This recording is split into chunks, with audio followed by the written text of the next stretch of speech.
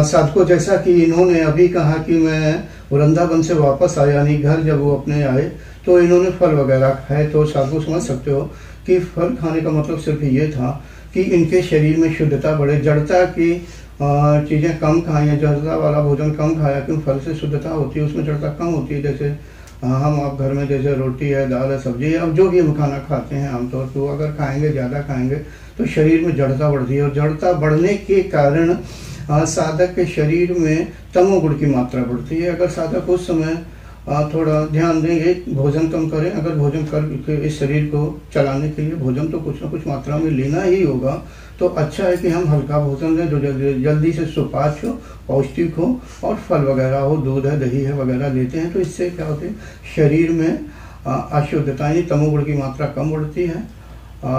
साधना आगे बढ़ने के लिए अच्छा रहता है कि सात्विक भोजन किया जाता है। जैसे कि इन्होंने अभी बताया कि हमारी कुंडली ब्रह्मरंध द्वार को नोच रही थी, तो नोचने का मतलब ये मैं समझना चाहता हूँ कि नोचना यानी किस तरह का। ऐसा नहीं लगा कि प्राणवायु आपकी, मैं पूछ रहा हूँ, प्राणवायु आपकी ब्रह्मरंध द्वार से अंदर चली गई, बिल्कुल जो मैं पूछ रहा हूँ उतना ही उत्तर देना। आपके अंदर चली जाए ऐसे महसूस हो रही थी। देखो, एक बात होता है कि जब तक ब्रह्मरंध्र नहीं खुला होता तब भी ऐसा लगता है साधक को कि प्राणवायु हमारी यहाँ खुली हुई, यहाँ तक भरी हुई है या गुदगुदी हो रही है।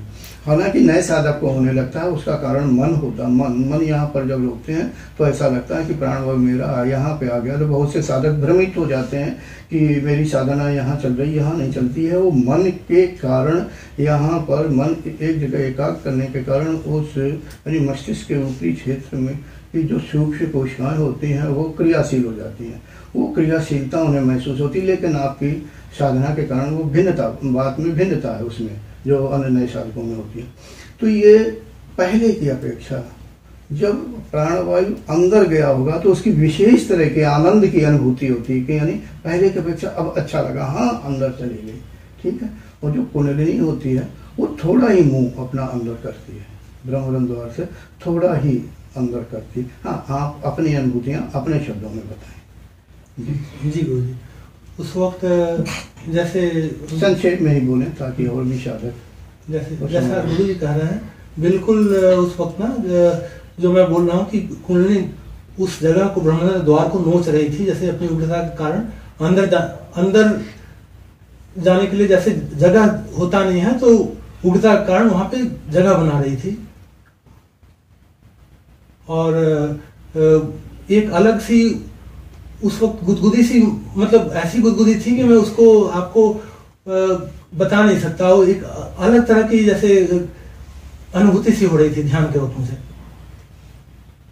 जी नहीं, मैं ये पूछना चाहता, ठीक है नोचती नहीं है, सत्य तो बात ये है कि जब ब्रह्मरंध्र द्वार खुलता है तो उसमें वो प्रेशर मारती है। वैसे तो कुंडली एक सूक्ष्म चीज़ है, जो मतलब वो तो शक्ति स्वरूपा है और एक शक्ति की लाइन जैसी, मतलब एक विशेष तरह से तेजों में लाइन जैसी बनती है। लेकिन साधक को अनुभूति होती है कि जैसे सकरे छेद में कोई मोटी चीज़ जैसे डाली जाती है, तो ऐसा लगता है, तो उसकी अनुभूति होती है। नोचना पकड़ के खींचना होता है। तो हो सकता है कि उस समय ऐसा हो कि वो ब्रह्मरंध्र द्वार को कुछ साफ कर अंदर को प्रवेश करने की कोशिश में शुरू में होता है। फिर जैसे कंठ चक्र में भी यही होता है कि शुरू में जो प्राणवायु शुरू में कंठ खोलता है तो प्राणवायु तो ऊपर चली जाती है, लेकिन कुंडली तुरंत ऊपर नहीं जा पाती। प्राणवायु तो चाहे बिल्कुल छोटा छेद हो तो भी ऊपर चली जाएगी, वो तो बारीक थी। लेकिन कुंडली का जो स्वरूप होता है वो मोटा ऐसा भाषित होता है, तो उसे जाने में थोड़ा साधक को प्रयास करना पड़ता है, थोड़ी तकलीफ भी महसूस होती है। तो वो चीज़ आपको महसूस हो रही होगी। नोचने का मतलब वो दबाव दे रही होगी इधर उधर को, वो अपना रास्ता अंदर के लिए बना रही होगी। तो हाँ, अब आप अपने शब्दों में बोलें। तो उस वक्त कुंडली अपने तरफ से रास्ता बना रही थी। मेरे नोचने का तात्पर्य यही था कि पतले से जगह में कोई चीज़ अगर घुसने की कोशिश करे तो रास्ता बना रही होती है। तो ऐसी अनुभूति हुई, और ये अनुभूति बाद में इस तरह के आनंद की, मतलब एक अलग सा गुदगुदी का जो अनुभव था वो धीमे धीमे आगे की तरफ बढ़ता गया। कहाँ की ओर आगे की ओर? ये जैसे ब्रह्मरंध्र द्वार से आगे की तरफ बढ़ता गया, इस जगह पे गुदगुदी जैसे यहाँ तक आ जाती थी। और फिर बाद में ना जैसे हवा जैसे वायु पूरी सर में भर जाता था, और फिर एक दो बार क्या हुआ कि आज्ञा चक्र में पूरा वायु भर जाता था। और मैं ये जानना चाहता हूँ कि यहाँ पर तो वायु भरी, लेकिन आगे की ओर आ रही थी वायु। देखो मैं बता दूं कि मैंने किताब में और कई वीडियो में भी बोला हुआ है कि नीचे से जो तीनों मार्ग होते हैं, सीधा वाला मार्ग जो सीधे ऊपर हो जाता है, तो ब्रह्मरंध्र द्वार के लिए ही सीधा ऊपर है। हाँ, कुंडली ऊपर गई, फिर क्या होता कि मार्ग जो 3 मार्ग एक तो यहाँ तक आया, सीधा गया, और एक पीछे से ऐसे आया, तो ये से गए, यानी ये पीछे वाला हिस्सा ब्रह्मरंध्र द्वार होते हुए आज्ञा चक्र को, जैसे पुल होता ना, नदी का पुल या सड़क का पुल, कमानुमा ऐसा होता। तो जब ब्रह्मरंध्र द्वार खुल जाता है तो प्राणवायु फिर आगे की ओर चलती है। कभी कभी साधक को गौर करें कि महसूस होता है जब चंद्र नाड़ी का वेग बढ़ता है, यानी जब वो शुद्ध होकर के प्रधान रूप से चलने लगती है।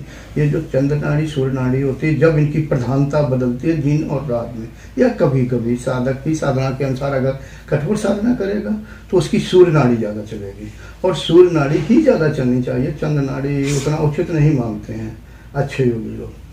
चंद्र नाड़ी जितना कम चले उतना अच्छे साधक के लिए अच्छा होता है।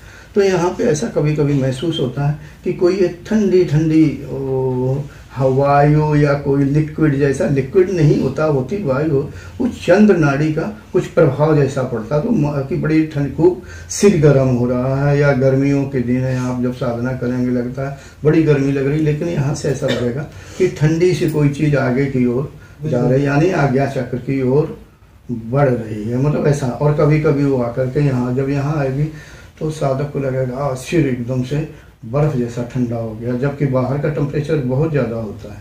ठीक है, भविष्य के लिए मैं बता रहा हूँ, ऐसे होते हैं। ठीक है, आप कठोर साधना करते रहिए। और भी अगर कुछ बताना चाहें संक्षेप में कि आपको कोई अनुभूति, ये तो अनुभूति होगी, अनुभव भी कोई आया, याद आ रहा है, नहीं आ रहा, तो संक्षेप में छोटा सा बता दीजिए। काफ़ी समय हो गया, छोटा सा बता दीजिए।